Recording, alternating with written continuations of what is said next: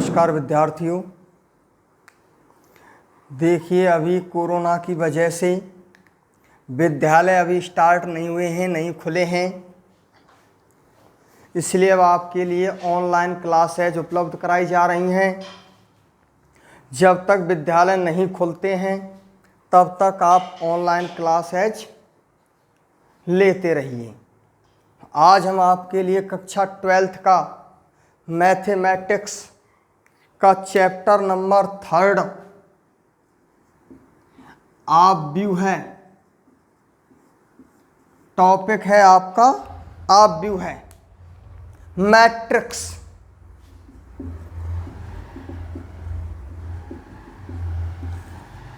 Start करने जा रहे हैं।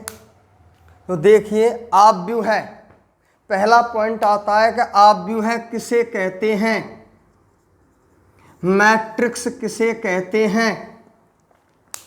आप व्यू है संख्याओं, फलनों या आंकड़ों का एक आयताकार क्रम विन्यास होता है। इन संख्याओं, फलनों या आंकड़ों को आप व्यू है के अवयव अथवा प्रविष्टियां कहते हैं। क्या कहते हैं? प्रविष्टियां। आप व्यू है संख्याओं,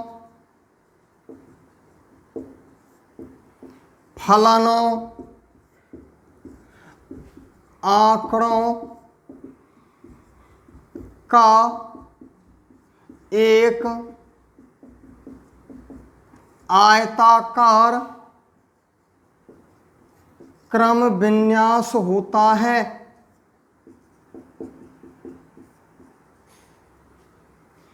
इन संख्याओं,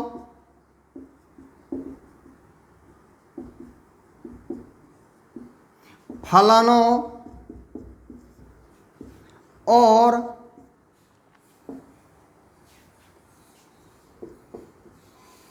आंकड़ों को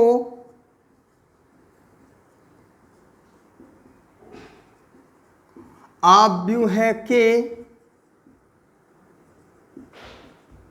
अवयव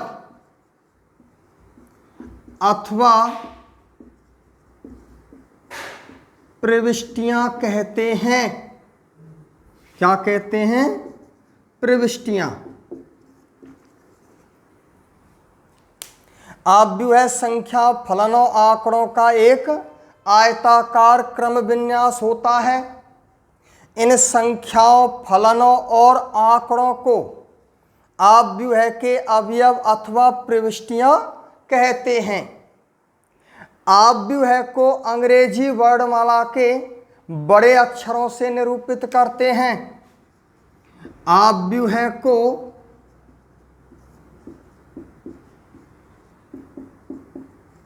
अंग्रेजी वर्णमाला के बड़े अक्षरों से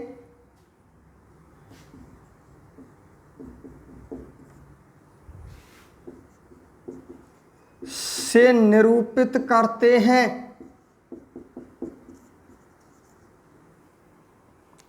जैसे कोई भी संख्या हो, कोई भी फलन हो या कोई भी आंकड़े हों,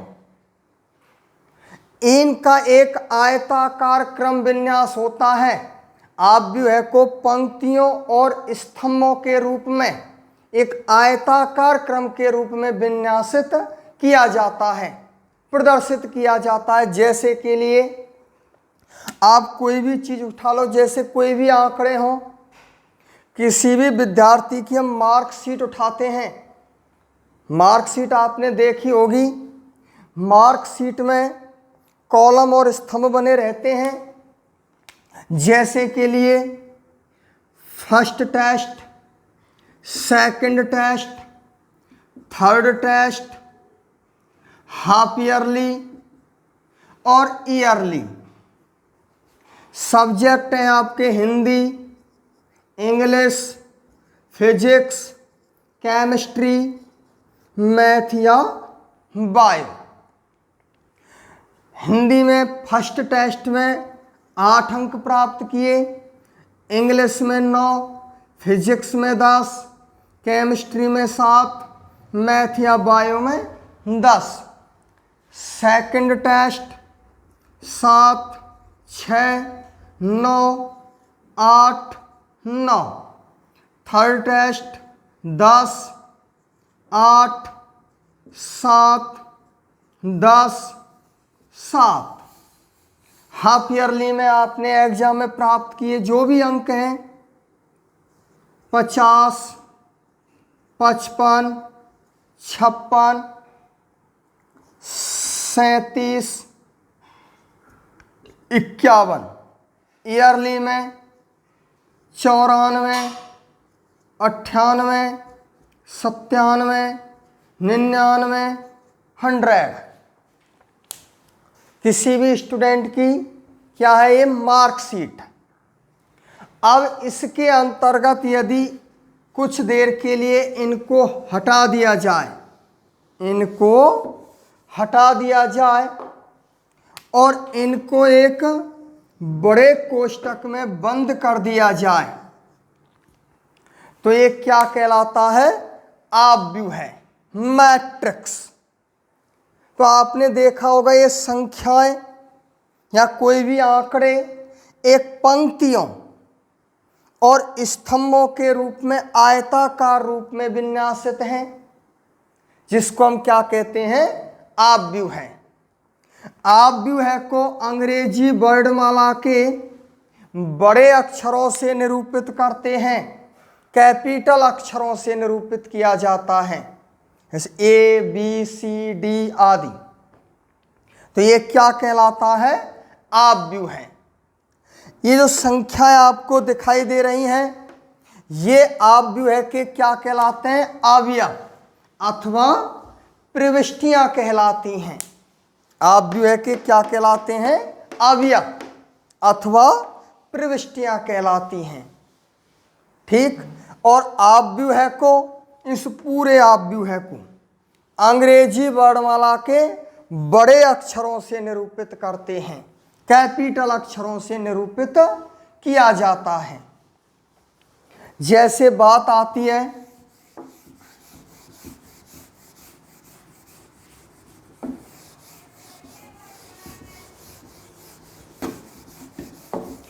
आव्यूह के अंतर्गत, जैसे कि ए बराबर, ये मैट्रिक्स का चिन्ह है, संकेत 1 2 3 5 6 7। क्या चीज है? आव्यूह है।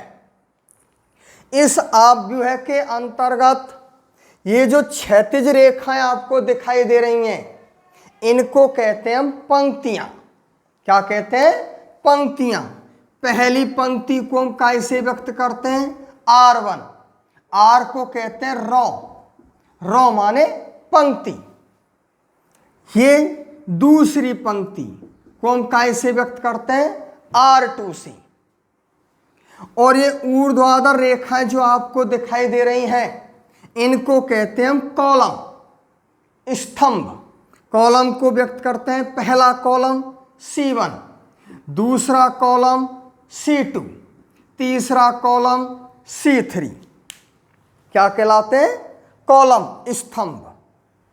तो इनको तो कहते हैं क्षैतिज रेखाओं को हम पंक्तियां और इनको कहते हैं हम स्तंभ, कॉलम। पंक्तियों को R से और स्तंभों को हम C से निरूपित करते हैं। इन पंक्तियों और स्तंभों के बीच में गैप होना चाहिए, स्पेस होना चाहिए। अवयवों को आप सटा करके ना लिखें, गैप दे करके लिखना होगा। और इन अवयवों के बीच में कॉमा नहीं लगाना है। इन अवयवों के बीच में कई विद्यार्थी क्या लगा देते हैं? कॉमा। नहीं, गलत।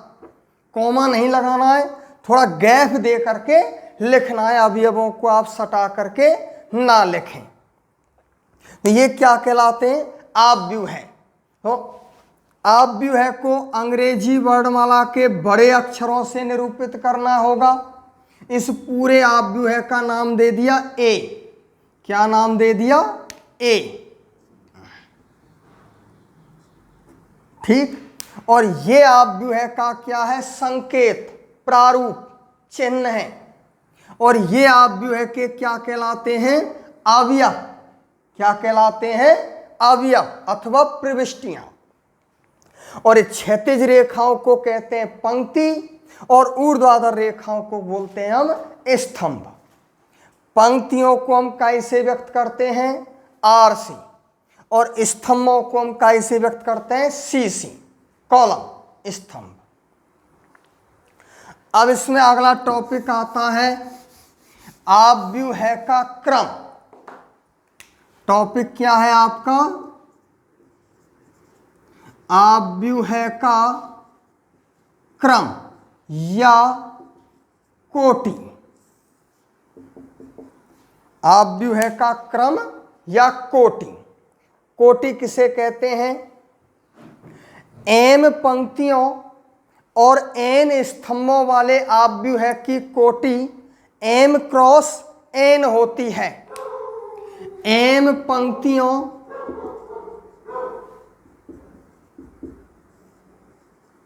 और एन स्तंभों वाले आव्यूह की कोटि क्या होती है? एम क्रॉस एन होती है। तो कोटि को हम कैसे व्यक्त करते हैं? M cross N. जहां एम का चीज है पंक्तियों की संख्या और एन का चीज है स्तंभों की संख्या। तो आव्यूह की कोटि क्या होगी? M cross N. जैसे के लिए ए बराबर 2 3 5 A B C X Y Z.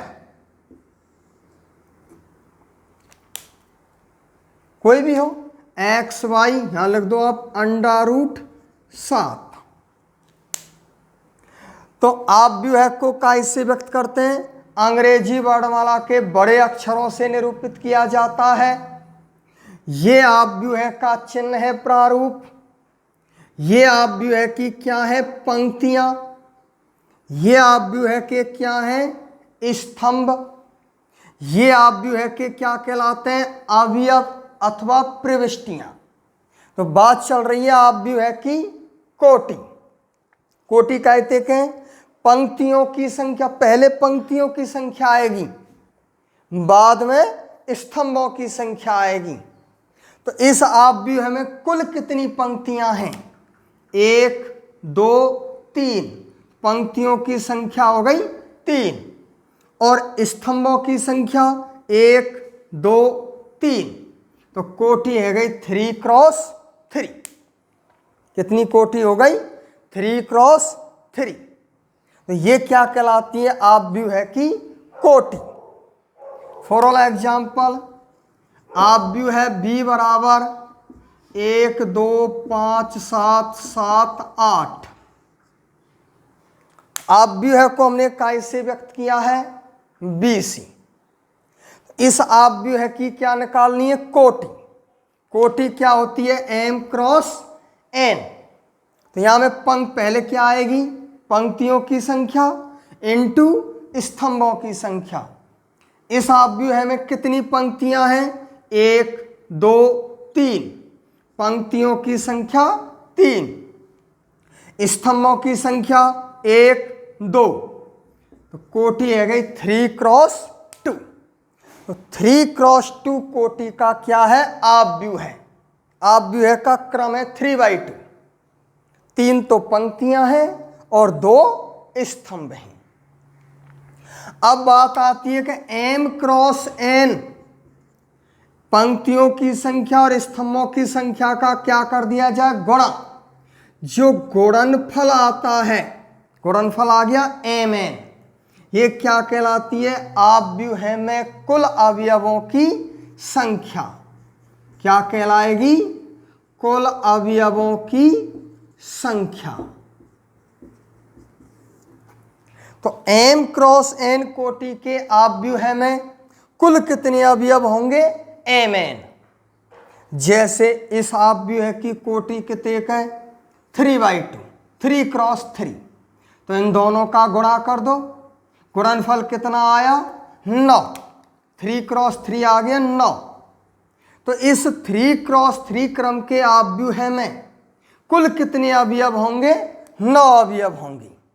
1 2 3 4 5 6 7 8 9। तो ये क्या कहलाते हैं? अवयव में कुल अवयवों की संख्या। जैसे इस अवयव में देखें तो 3 क्रॉस 2 कोटि के अवयव में कुल कितने अवयव होंगे? 6 है ना। 3 क्रॉस 2 3 दूनी 6। तो टोटल अवयव कितने होंगे? 6। तो ये हो गया अवयव का क्रम या कोटि। तो सीख गए होंगे आप पंक्तियों की संख्या और स्तंभों की संख्या क्या कहलाती है? अवयव की कोटि कहलाती है। और फॉर ऑल एग्जाम्पल, जैसे a बराबर 1 2 5, इस अवयव की कोटि बताओ कितनी कोटियां हैं?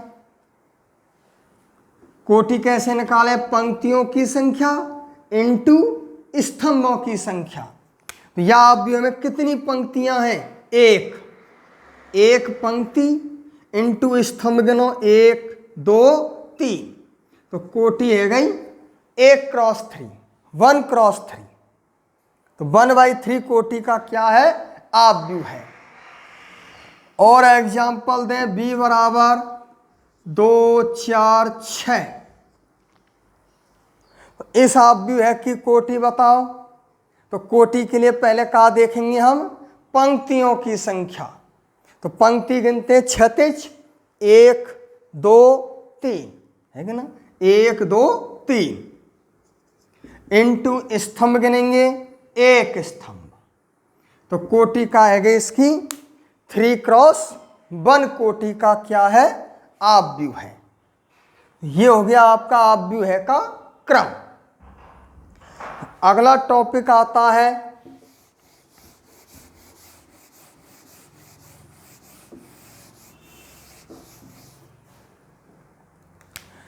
m क्रॉस n कोटि के अवयव का आयताकार क्रम विन्यास। m क्रॉस n कोटि के अवयव का आयताकार क्रम विन्यास निम्न प्रकार होता है। किस प्रकार होता है? a बराबर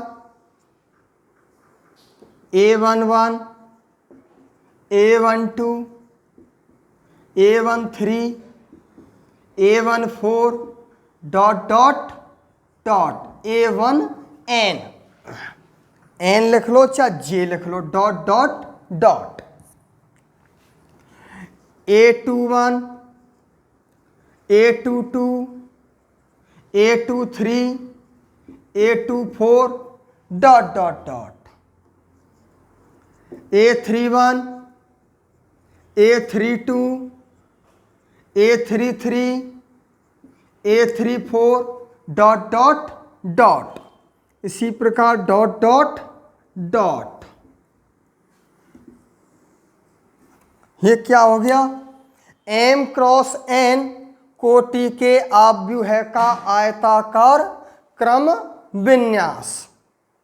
m क्रॉस n कोटि के अवयव का आयताकार क्रम विन्यास निम्न प्रकार होता है। आप देख रहे हैं किस प्रकार होता है? ये अवयव को अंग्रेजी वर्णमाला के बड़े अक्षरों से निरूपित किया जाता है। ये अवयव का क्या है? प्रारूप है, संकेत है, चिन्ह है। ये अवयव के क्या कहलाते हैं? अवयव। ये अवयव आपको रटे पिटे होने चाहिए। कोटि m क्रॉस n, 1 पंक्ति 2 पंक्ति 3 पंक्ति 4 डॉट डॉट डॉट। पंक्तियों की संख्या है इसमें m और स्तंभों की संख्या है इसमें n, डॉट डॉट डॉट लगा हुआ है। तो कोटि क्या हो गई, m क्रॉस n। ठीक, पहली बात तो ये अवयव आपको रटे पिटे होने चाहिए। A11 अभी बताऊंगा, A12, A13, A14, A15 dot dot dot, A21, A22, A23, A24 dot dot dot, A31, A32, A33, A34 dot dot dot. इसका एक संक्षिप्त रूप और होता है अथवा। संक्षिप्त रूप क्या है, A बराबर AIJ M क्रॉस N, ये है पूरी आपव्यू है। इसी में सब कुछ छिपा हुआ है। अब तक जो आपने पढ़ा उस सब का संक्षिप्त रूप है ये। गौर करें जरा, आपव्यू है को अंग्रेजी वर्णमाला के बड़े अक्षरों से निरूपित करते हैं। ये आपव्यू है का क्या है, चिन्ह है, संकेत है, प्रारूप है। ये जो दिख रहा है आपको AIJ, ये AIJ का चीज है आपव्यू है का अवयव। क्या चीज है, आपव्यू है का अवयव AIJ। AIJ में I क्या चीज है, IV पंक्ति, IV पंक्ति और J व स्तंभ वाला अवयव। AIJ IV पंक्ति और J व स्तंभ वाला क्या है, अवयव। IV पंक्ति, पहली पंक्ति, दूसरी पंक्ति, तीसरी पंक्ति। J व स्तंभ, पहला स्तंभ, दूसरा स्तंभ, तीसरा स्तंभ, चौथा स्तंभ वाला क्या है, अवयव। M का चीज है पंक्तियों की संख्या, पंक्तियों की संख्या। और N का चीज है स्तंभों की संख्या। पूर्व में बता चुका हूं, पंक्तियों की संख्या को M से, इन दोनों में अंतर है। ये तो है IV पंक्ति और J व स्तंभ वाला अवयव। और M क्रॉस N का चीज है आपव्यू है की कोटि। M का चीज है पंक्तियों की संख्या और N का चीज है स्तंभों की संख्या। पंक्तियों की संख्या इनटू स्तंभों की संख्या, M क्रॉस N आपव्यू है की कोटि कहलाती है। और AIJ IV पंक्ति और J व स्तंभ वाला क्या कहलाता है, अवयव कहलाता है। जैसे देखो सब पे लगा हुआ है AIJ, तुलना करो, AIJ AIJ AIJ, सब पे लगा AIJ। I क्या बताई, पंक्ति, IV पंक्ति और J व स्तंभ। जैसे A11 देखें, पहली पंक्ति, पहला स्तंभ, है ना, AIJ। तो पहली पंक्ति हो गई और पहला स्तंभ हो गया। पहली पंक्ति और पहला स्तंभ वाला क्या है, अवयव। इधर देखें, पहली पंक्ति, दूसरा स्तंभ। पहली तो पंक्ति है और दूसरा स्तंभ है। कहीं भी देख लो, यहां देख लो, दूसरी पंक्ति, तीसरा स्तंभ। तुलना कर रहे हैं AIJ से। IV पंक्ति, दूसरी पंक्ति, देखो दूसरी पंक्ति है क्या नहीं, और J हो गया स्तंभ, तीसरा स्तंभ। तो दूसरी पंक्ति और तीसरे स्तंभ वाला अवयव है। तो ये अवयव आपको AIJ रटे पिटे रहने चाहिए। ठीक, अवयव A11, A12, A13, A14। इसमें ही पहला जो शब्द लिखा हुआ अक्षर, ये पंक्ति को निरूपित करेगा और ये स्तंभ को निरूपित करेगा। दूसरी पंक्ति, पहला स्तंभ, दूसरी पंक्ति हो गई पहला स्तंभ हो गया। तो दूसरी पंक्ति पहले स्तंभ वाला क्या कहलाएगा? अवयव, जिसका ये क्या है? संक्षिप्त रूप है। जब भी हम सवाल करेंगे तो वहाँ ये संक्षिप्त रूप ही दिखाई देगा आपको। ए बराबर AIJ M cross N। M cross N क्या चीज़ है? आव्यूह है कि कोटि। तो तीन चीज हो गई आपको। आव्यूह है, आव्यूह है को अंग्रेजी वर्णमाला से, अंग्रेजी वर्णमाला के बड़े अक्षरों से निरूपित करते हैं। ये आव्यूह का प्रारूप है। ये आव्यूह के क्या है? अवयव। AIJ में IV पंक्ति और J व स्तंभ वाला क्या है? अवयव। M क्रॉस N का चीज है आव्यूह है कि कोटि, जिसमें M का चीज है पंक्तियों की संख्या, N का चीज है स्तंभों की संख्या, और इन दोनों का गुणा कर दिया जाए M क्रॉस N बराबर क्या होगा? MN। ये क्या कहलाता है? आव्यूह में कुल अवयवों की संख्या। क्या कहलाती है? आव्यूह में कुल अवयवों की संख्या कहलाती है। तो ये हो गया आपका M क्रॉस N कोटि के आव्यूह का आयताकार क्रम विन्यास। ठीक। फॉर ऑल एग्जाम्पल, अब इस पर क्वेश्चन किस प्रकार हो सकते हैं? जैसे कि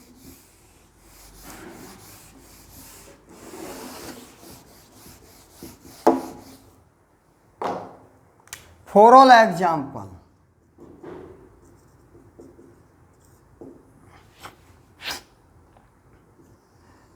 ए बराबर 1 2 3 अंडर रूट 5 4 6 8 7 AX -7 9 6 8 5 4। आपको एक क्या दे दिया? आव्यूह दे दी। क्या दे दी? आव्यूह। अब इसमें आपसे पूछेगा क्वेश्चन, किस तरह पूछेगा? नंबर 1 कहेगा कि आव्यूह की कोटि बताओ। आव्यूह की कोटि लिखिए। बताओ आव्यूह की कोटि क्या होगी? किसे कहते हैं कोटि? पंक्तियों की संख्या इनटू स्तंभों की संख्या क्या कहलाती है? आव्यूह की कोटि कहलाती है। देखो इसमें कितनी पंक्तियां हैं? 1 2 3 4। तो पंक्ति हो गई 4 इनटू स्तंभ गिनो 1 2 3 4 तो हो गई 4 क्रॉस 4। तो 4 क्रॉस 4 कोटि का क्या है? ये आव्यूह है, यानी आव्यूह का क्रम कितना है? 4 क्रॉस 4। समझ में आ गई? पहले पंक्तियों की संख्या आएगी, बाद में स्तंभों की संख्या आएगी। अब आपसे पूछा जाए नंबर 2, आव्यूह में कुल अवयवों की संख्या, कुल कितने अवयव हैं? अवयवों की संख्या बताइए, याद आगे होगी। इन दोनों का क्या कर दो? गुणा। 4 क्रॉस 4 16। तो 4 क्रॉस 4 कोटि के आव्यूह में कुल कितने अवयव होंगे? 16 अवयव होंगे। टोटल अवयव 16। ठीक। तीसरी चीज क्या पूछ सकता है? अवयवों के बारे में पूछा जा सकता है। तो मैंने बताया अवयव आपको रटे पिटे होने चाहिए। जैसे अवयवों के बारे में कौन सा अवयव है? A11 A12 A13 A14। पहली पंक्ति चल रही है, स्तंभ बढ़ता हुआ जा रहा है। A11 A12 A13 A14।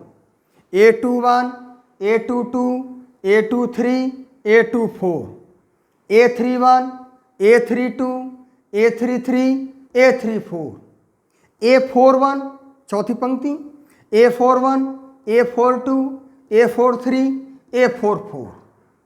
तो आपसे अवयव पूछा जाए कि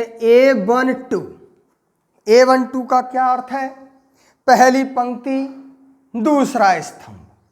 पहली पंक्ति और दूसरा स्तंभ का, पहली पंक्ति दूसरा स्तंभ वाला अवयव आ गया। तो A12 कौन सा अवयव है? 2। इसे क्या कहेंगे? A12। आपसे पूछा जाए A23 बताओ। A23 का क्या अर्थ है? दूसरी पंक्ति तीसरा स्तंभ। बोलो दूसरी पंक्ति ढूंढो। दूसरी पंक्ति तीसरा स्तंभ। यह आ गया। प्रतिच्छेद आ जाता है दोनों का, पंक्ति और स्तंभ का प्रतिच्छेदन क्या कहलाता है? अवयव। दूसरी पंक्ति तीसरा स्तंभ वाला अवयव कौन सा है? 8। तो इसी तरह आपको ये अवयव रटे पिटे होने चाहिए। कोई भी अवयव पूछ सकता है। आपसे कह दिया A34 बताओ। A34 को का अर्थ है तीसरी पंक्ति चौथा स्तंभ। कहाँ है तीसरी पंक्ति? ये रही। चौथा स्तंभ ये रहा। तो A34 हो गया 9। तो इस तरह आपको ये अवयव रटे पिटे होने चाहिए। दोबारा फिर देख लो। A11, A12, A13, A14, A21, A22, A23, A24, A31, A32, A33, A34, A41, A42, A43, A44। ये क्या कहलाते हैं? आव्यूह के अवयव। तो ये अवयव आपको रटे पिटे होने चाहिए। इन अवयवों के बारे में ज्ञान होना चाहिए। समझ में आ गई? तो ये आपका टॉपिक है कौन सा? आव्यूह है। तो नेक्स्ट टॉपिक आता है आव्यूह के प्रकार।